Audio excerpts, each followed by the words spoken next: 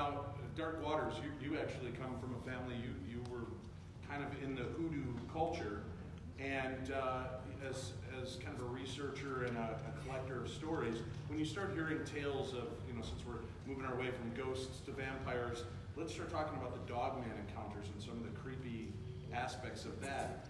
Was that something you believed in to begin with? No, absolutely I did not. When I originally heard about the concept, the only thing that came to mind was Hollywood and how prevalent it is for us to do werewolf movies.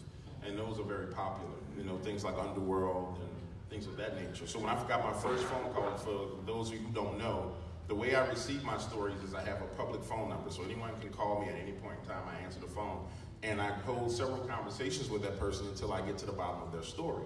Well, the very first time I got a call about Dogman, which is an upright walking dog, head about the size of a car tire, claws 8 to 9 inches long, very muscular body. The first, no, not the Rougarou.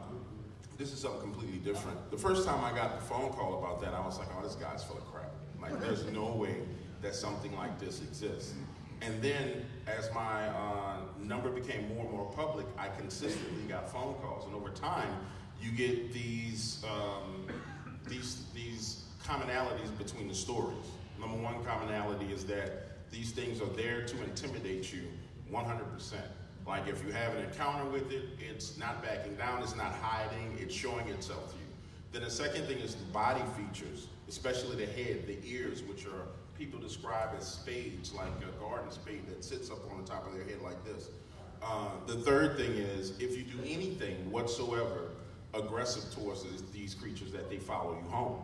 And there was a story, and I'm an avid cigar smoker, and if you want a cigar, go to Cigar Factory New Orleans on Decatur, great place to smoke. I'm at that location smoking cigars, and I'm talking about Dogman. Gentleman is literally sitting like this gentleman right here, and he says, well, I've had a run-in with something like that. I'm like, you gotta be shitting me, come on, really? And so he says, I'll tell you the story if you pay me some money. I said, nah, I'll give you a cigar, because I got my cigars free. I'll give him a free cigar, give him a cigar. I said, tell me your story. He's in New Orleans East, by Bayou Sauvage, early in the morning, and if you've ever been out there, this city is surrounded by levees. And once you get on the other side of the levees, there are swamps, and then there's Lake Pontchartrain. So he's out there fishing.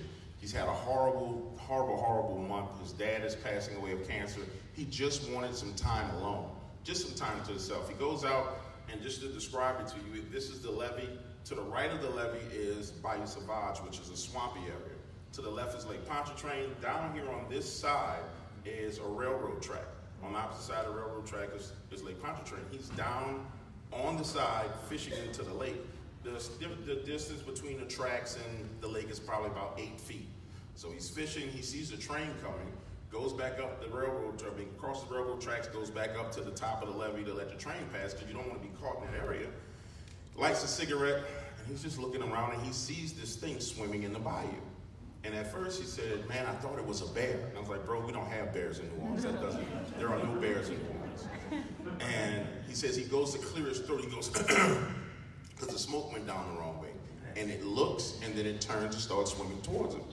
And I said, well, could you describe the way this thing is swimming? He said, like a man was swimming, over stroke through the water. I said, well, don't you think it's about time to run? He was like, well, I wanted to see what it was. No, bro. And to be honest with you, this is what I told him, the beauty of doing this is I talk to people all around the world. I said, that's where black people differ from all other people. I